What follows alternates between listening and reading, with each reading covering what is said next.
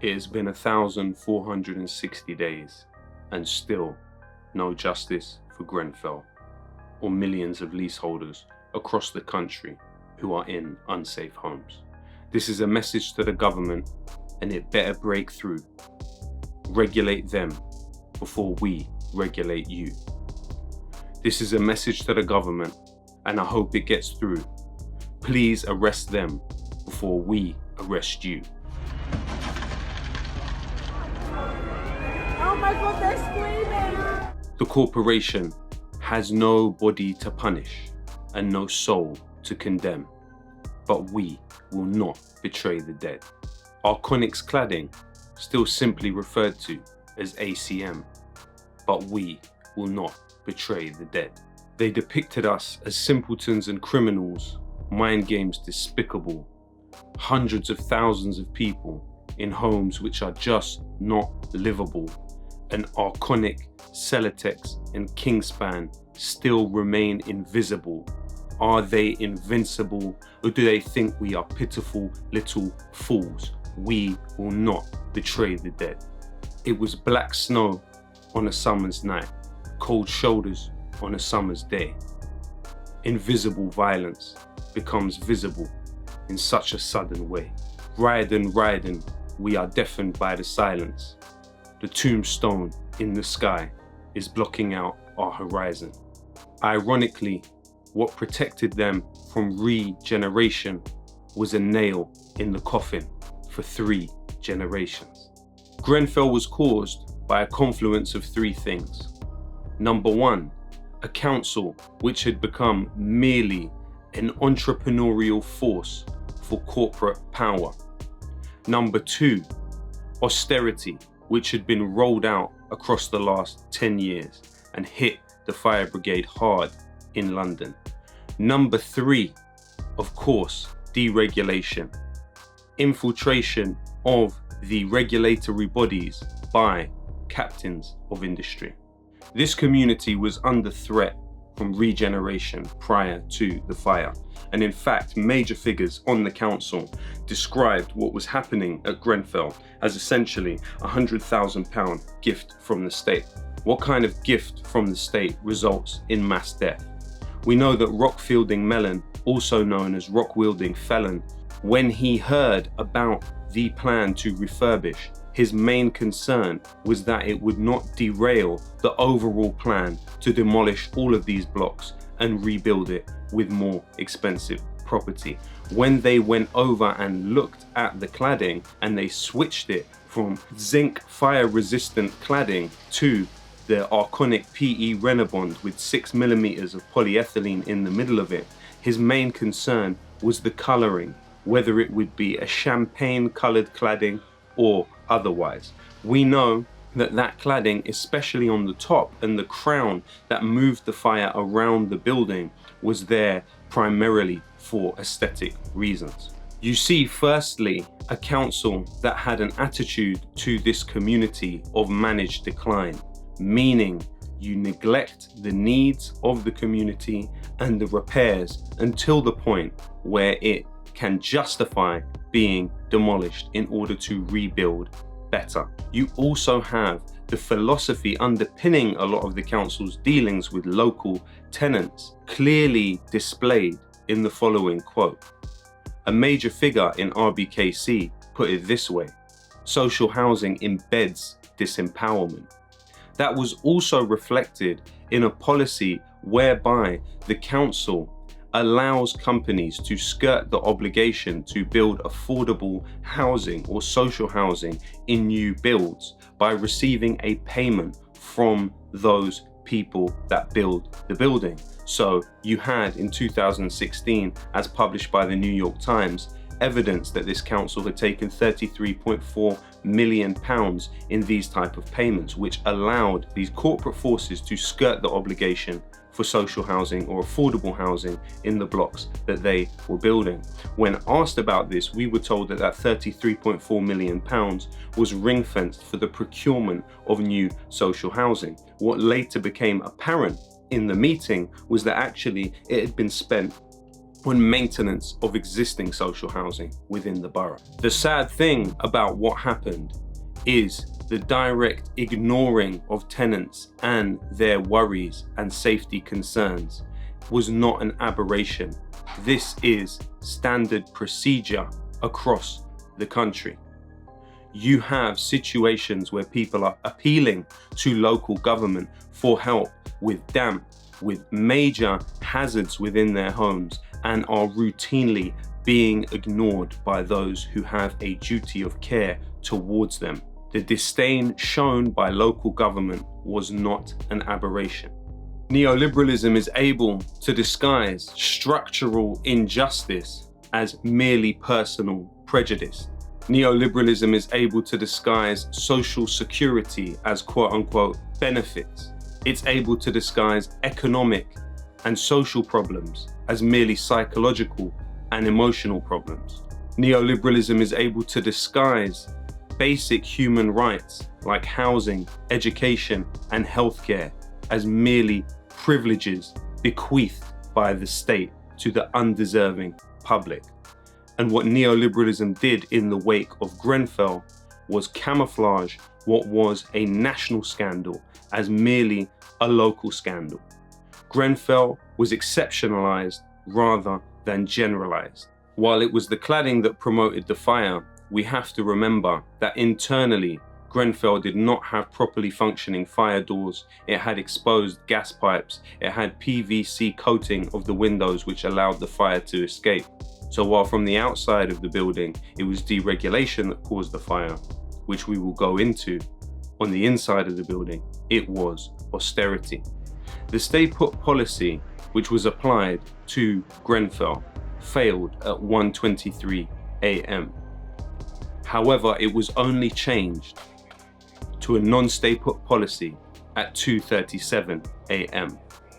At that time, 107 people were still inside of the building, and only 36 of them got out alive. We have to remember that there were 10,000 jobs cut from the fire brigade nationally. There were 10 fire stations closed in London.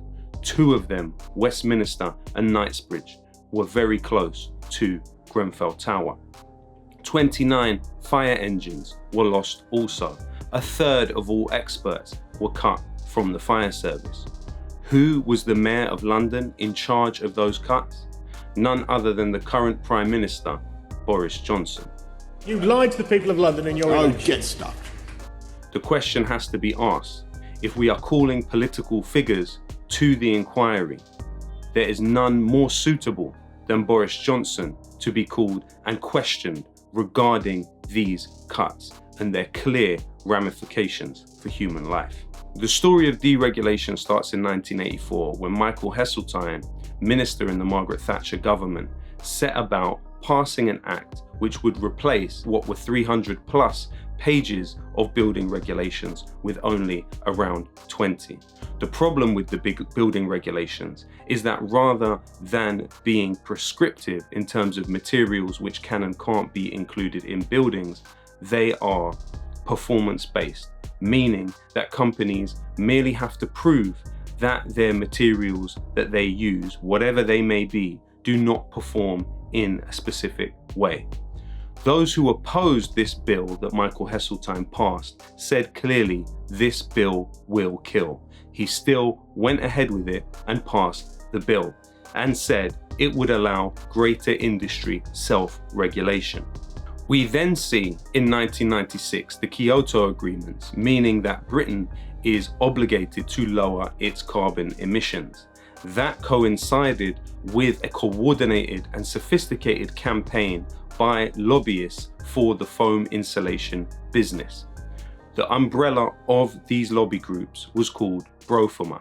Companies like Celotex and others involved in the refurbishment of Grenfell were part of this push.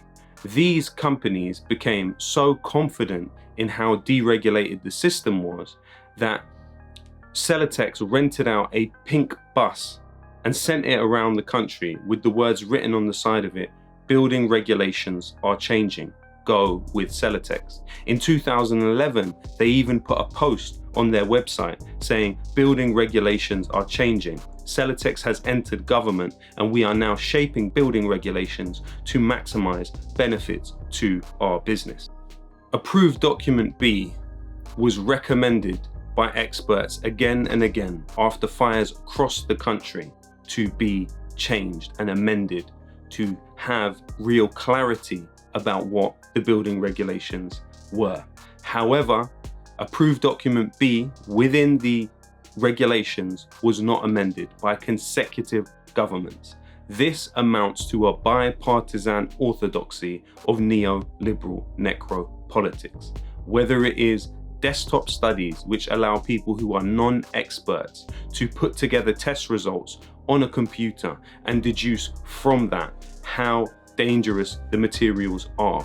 Whether it is BRE, Building Research Establishment, the organization tasked with testing these materials, which was privatized in 1997 and according to Sky News became partially dependent on funding from the foam insulation business. This company, rather than administering the tests itself, would merely give space to the companies to do the tests themselves and send the results in to them.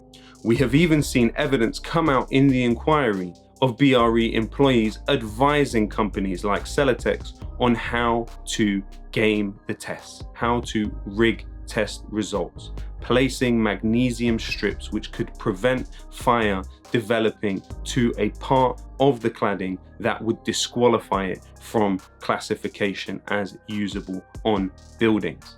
We see a 2007 memo within Arconic, the company that made the cladding, the PE Renabond cladding that is cored with polyethylene.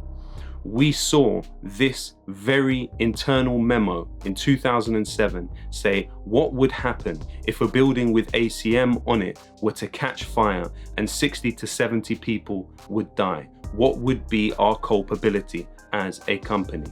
They knew these materials were flammable. We also have evidence that up until 2017, this very cladding we are talking about, the PE Renabond from Arconic, 20 million euros worth of it was sold in Britain. The distance that that cladding covers is about 91 football pitches. Where is that cladding now? It has also been revealed that Arconic's major shareholder, Elliott Management, founded and presided over by Paul Singer, major donor to the Republican Party, are also donors to not only the Conservative Party, but also to Boris Johnson. We look at figures that found 37% of donors to the Conservative Party come from property companies. Could that explain the fact that you have millions of leaseholders across the country who are going bankrupt, who are suffering a deterioration of their mental health, who are suffering from suicidal thoughts because they are trapped in mortgages or some insinuation of leasehold ownership of buildings and flats that have flammable cladding on them? Unsafe buildings, they're being told that they have to foot the bill rather than the government or the companies that caused this travesty. How's that for a democracy of homeowners that Margaret Thatcher and others envisaged? How can it be that you have a primary school for children with special needs less than a mile away from Grenfell being fitted with combustible insulation from Kingspan, one of the companies involved in the refurbishment of Grenfell 4 years after the fire? How is this acceptable? How can the government have spent millions on this inquiry, promise to implement the recommendations of the inquiry, but when the first phase recommendations were made by Martin Moore-Bick, the government did nothing? The recommendations of the inquiry are not being implemented. What is the story behind this? The lack of justice for Grenfell 4 years after the event should not shock us. The obfuscation and broken promises are consistent with the way the British state manages issues around corporate and or state crime. We're still here and if you look at the windows of that building, do you see any fire brigade firemen up there looking for bodies? No. Why are they resting? They shouldn't be resting. Whether it's Aberfan or Hillsborough or Piper Alpha, social order comes first. And when all is said and done, and history speaks, it will say that the British state treated the bereaved, the survivors, and residents as criminals more than they treated the government ministers and corporations responsible for that horrific fire and the deaths of those people. The Prime Minister said the recommendations would be applied, but he lied and they weren't. He ruffles his brow in somber tones like he's concerned, but avoids our gaze because if the liar looks into our eyes, he will burn. Hearing every day what these killers deemed our lives to be worth, we will no longer just politely disturb. We will taunt you and haunt your entire life like a curse because people should never have to fight for the rights they deserve. We may not have mentioned it previous, but you should know better than to request our obedience. It is you that rendered us grieving. Justice for the dead is the least of it. Take that badge off your chest because your gestures are meaningless. We don't need meetings and green buildings. We need freedom for these children before the material they breathe kills them. Who is your constituency? Us or the killers on the stand? Maybe we can say it clearly if you didn't understand. If you're sticking to the script that you're gripping in your hand, then you're a pitiful sycophant and this is just a scam. From the sky to the soil, from the soil to the sky. Does the thought of this community destroy you at night? Or do you enjoy it while we toil and you're embroiled in the lies? Maybe it's with the killers that your loyalty lies. Would you let Arconic clad your family's homes? If a building is a death trap, then how can it be home? Every day you deny us justice, the travesty and tragedy grows. The enabler of social murder, Boris Johnson, is how you stand to be known. The government is targeting to bring all existing homes in this country into EPC Band C by 2035, meaning they will clad all of these homes.